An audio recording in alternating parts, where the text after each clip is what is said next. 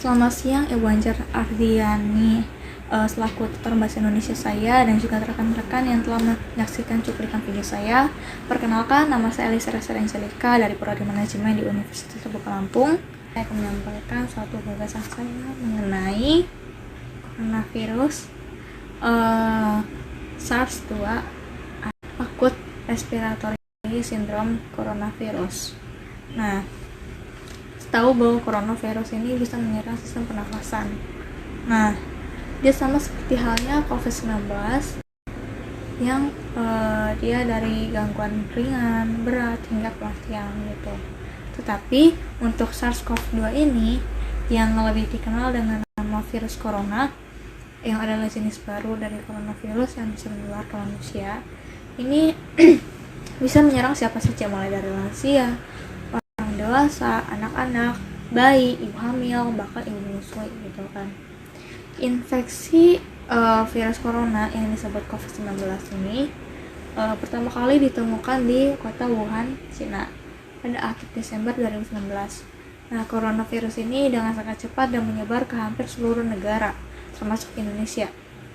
Dalam waktu beberapa bulan, beberapa negara memberlakukan kebijakan lockdown untuk mencegah virus corona semakin meluas, termasuk di Indonesia.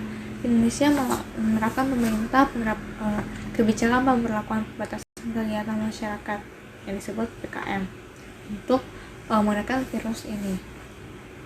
Oleh sebab itu, banyak kasus virus ini yang menyebabkan infeksi pernapasan ringan seperti flu dan infeksi pernapasan berat seperti infeksi paru-paru atau pneumonia.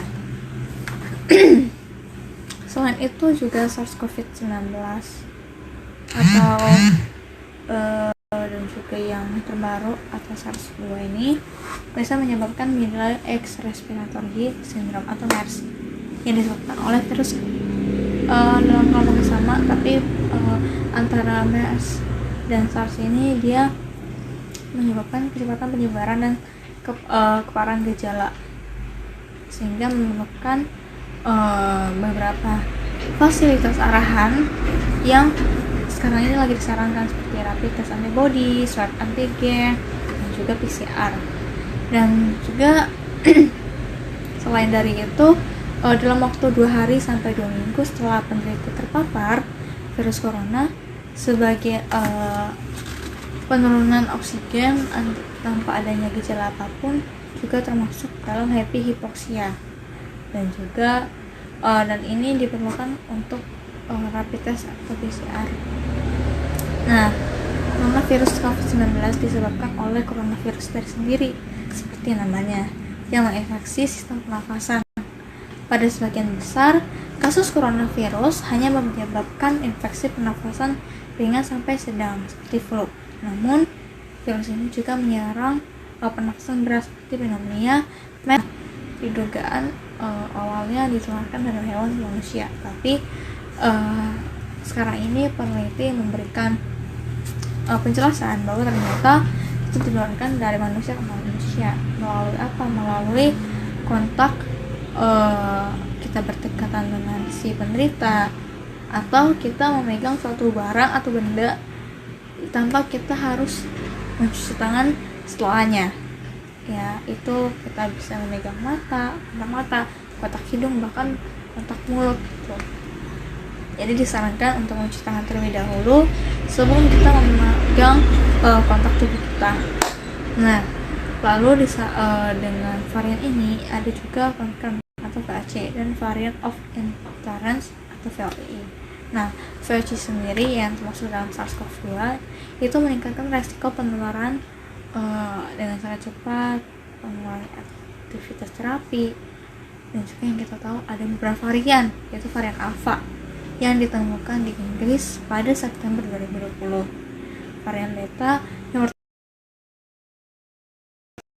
pertama kali dulu, varian Gamma pertama kali ditemukan di Brasil November 2020, dan yang terakhir ada varian Delta yang ditemukan di India pada November Oktober 2020. Nah, sementara VOI yang sekarang lagi diteliti nih guys, tapi berpotensi menjadi VOC Dan ditemukan ada 2 varian lambda yang ditemukan di Peru pada Desember 2020 dan varian MU yang ditemukan di Kolombia pada Januari 2021. Nah, pengobatannya seperti apa sih? Gitu kan. Kalau nanya pengobatannya seperti apa, kita disarankan untuk ke dokter atau ke puskesmas terdekat. Pokoknya kita melakukan cara-cara seperti swab, antigen, atau PCR, tergantung dari kebutuhan kita seperti apa. Dan juga dokter menyarankan untuk si penderita ringan melakukan isolasi di rumah dan juga mengonsumsi air putih yang cukup, karena itu menjaga cairan di tubuh kita, serta menjaga pola hidup yang sehat, menjaga pola makan yang sehat juga, seperti yang mengonsumsi makanan yang bergizi dan juga berserat gitu kan. Tapi kalau untuk yang penderita berat itu disarankan untuk dirujuk ke rumah sakit agar kasus ini bisa menjalani karantina dan penanganan yang lebih efektif gitu. Dan juga yang kita ketahui bahwa ada juga istilah long haul COVID-19.